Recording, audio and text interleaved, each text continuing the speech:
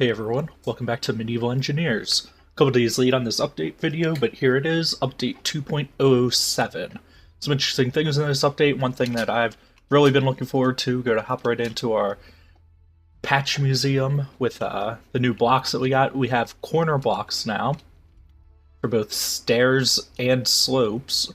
3 variations, as you can see. Have the blocks in and scroll wheel to change it. They're all corner blocks, and they're just different variations. As you can see, this one takes up about a third of a space, this one takes about half, then this one takes up the entire block as a corner. So you have them for the stairs and the regular slope.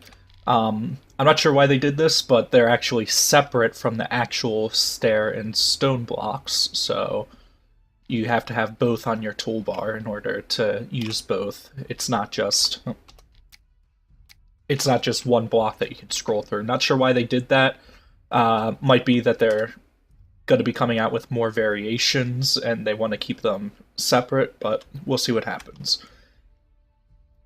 Next, we have the block I've been looking forward to now, which is the stone ceiling corners. So we have the regular stone ceiling, then we have the inverted corner, which is this piece right here. Then we have 2 corner variations. One is this completely rounded dome-like one, which actually, if you place it... which block was it?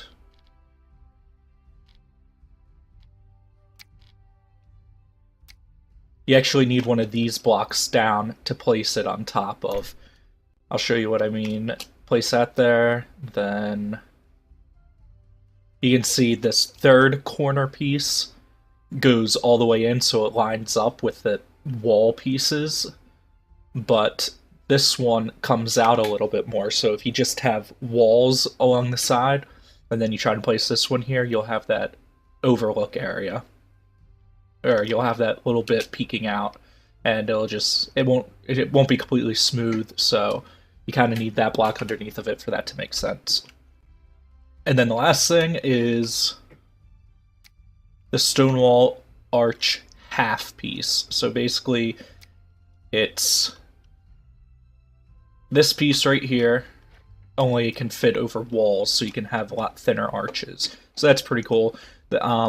That's all the blocks for this update. There's been a few other things that they've done. They've improved the barbarian AIs a bit. They've added some things to help modders to make mods, different blocks for so that they'll actually destruct properly, like all the regular blocks, if people want to add custom blocks in. We also have an improved gameplay options tab here if you press the K key, which we can now adjust sun settings. So you have different variations, so if you want to do like cinematic-like things, or if you just want to adjust how your world looks to see how shadows cast from certain buildings, you can go ahead and adjust that. You also have fog settings now, so you can add fog to add kind of a misty, eerie feeling, so it's like Haunted Woods Castle type thing. You can change the color of it, kind of weird, if you ask me, to have like green fog, but you know, I'm not going to complain. I just bump everything up to white to have normal fog. We have all that, still have the night mode, instructional integrity view, and remove fractures. They've just added sun settings and fog settings, which is really nice. You get some neat effects. That's pretty much it for nope, there's one more thing, sorry. Character tools. We now have our own character tools. So if we come into here, get night mode, go back to our guy, pitch blackout, we have a torch now that we can run around with. In first person mode, it's kind of blinding the way it flashes in your face, so you can't really see well with it. It really only works very well in third person mode. And I still haven't figured out how to zoom. There we go. Finally figured out. You hold Alt and scroll wheel to zoom in and out when you're in third person mode. Now we have torches that we can run around with. Again, there's really not much point in it right now. They're just slowly adding more features to hopefully bring survival mode closer to its actual survival mode. Turn that off. We have two more tools. We have the hammer, which, if we come over here, basically what I can do with these is you can bash buildings, you can kill barbarians if you want with them. And we also have the mace, which is basically the same thing right now.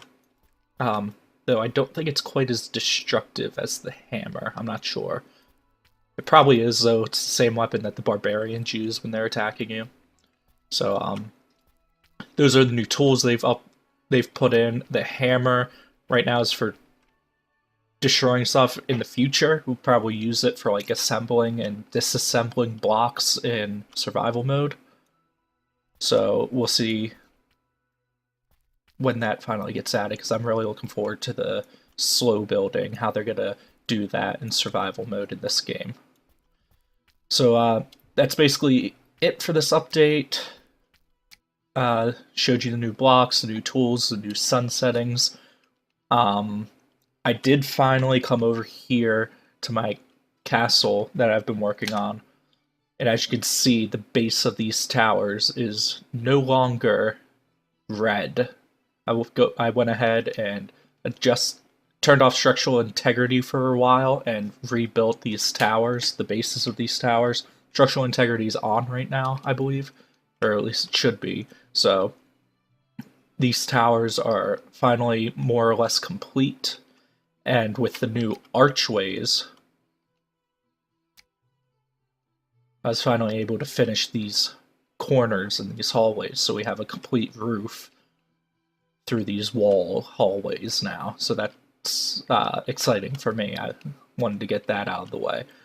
But with those towers complete now, we have this stairwell to come up onto the wall, then down onto the ramparts here for the gateway. And now this is the only way into these guard towers on the wall. Below this wooden floor, it's just straight, solid stone blocks. That's to give it the most support. But now the only way into these towers is to actually break through the gates and the walls and have to come all the way back out to these towers. So if enemy wanted to take them over instead of just destroying them, it would be quite the struggle. Alright, well, that's everything for this update. Just wanted to share with you a little bit on the castle that I was building, that I've been working on. I did make some more progress on it. I'm sticking more to just update videos now for Medieval Engineers, just because, honestly, right now, it's not a whole lot of fun for me, personally, because survival mode's not in it. I'm not real big in the creative mode for games. I much prefer survival, so it's not a whole lot of fun for me. I still come in every now and then and mess with my castle, try and add a few things so I can put it up on YouTube sometimes. And I have been working on a catapult. Physics people everywhere are going to be crying in their sleep and rolling over in their graves for this, but I've been trying to work on a floating arm catapult, and I've never taken a physics class before in my life, so I have no idea the principles behind how stuff like this is going to work.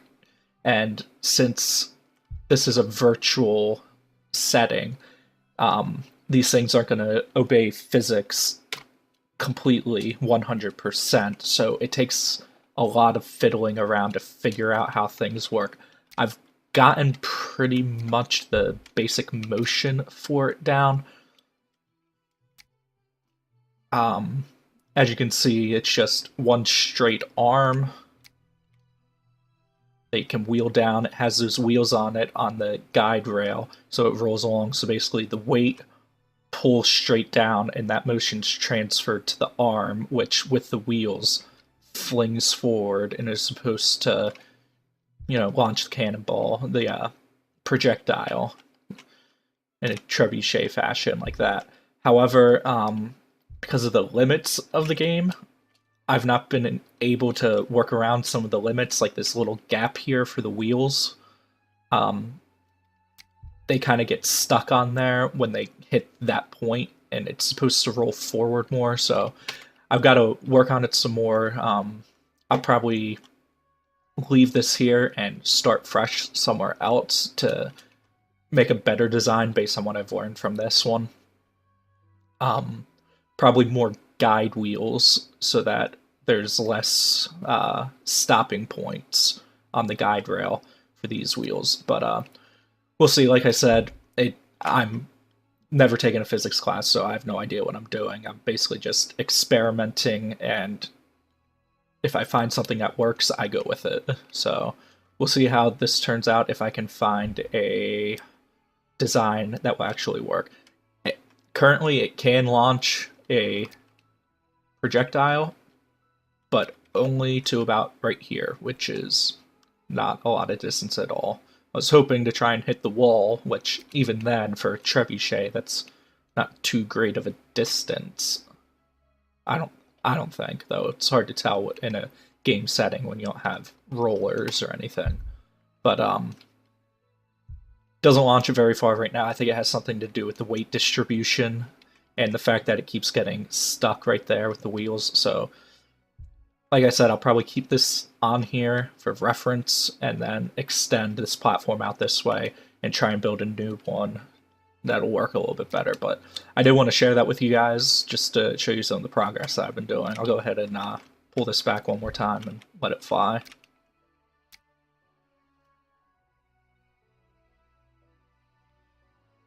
From what I've read online, the floating arm trebuchet, this design, it wasn't around in medieval times. It was actually a relatively recent scientific physics discovery, or whatever you want to call it, for this type of design, so that you get the most transfer of power from the weight falling straight into the arm swinging. When you have the pivot point and a weight over here that falls and swings with it, you lose a lot of the force and momentum that should be sent into the arm to send the projectile over. But this is apparently a floating arm design is the most efficient way to transfer all of that power into the arm of the trebuchet. It wasn't around in medieval times, but they have made modern trebuchets in a medieval fashion to prove that it actually is a lot better than a regular trebuchet. So if only they had the design and back in the day, they would have been going crazy with it. There we go. As you can see, it kind of stops right there. It's supposed to swing forward, and the wheels are supposed to flow forward, and then it's supposed to fall back and kind of find an equilibrium. But that gap right there, the wheels aren't large enough to cross that gap, but the gap can't be any smaller without this rod in the middle getting stuck and hung up on it. So, like I said, it's my lack of knowledge on these designs and the game's limitation that's giving me problems with this. So, we'll see how that progresses. Alright guys, that's everything. Sorry to add some of this creation stuff in with the update video. Just wanted to pile it all into one video instead of putting out two videos. So if you enjoyed the video, leave a like, subscribe if you want to see more, and thanks for watching. See you later.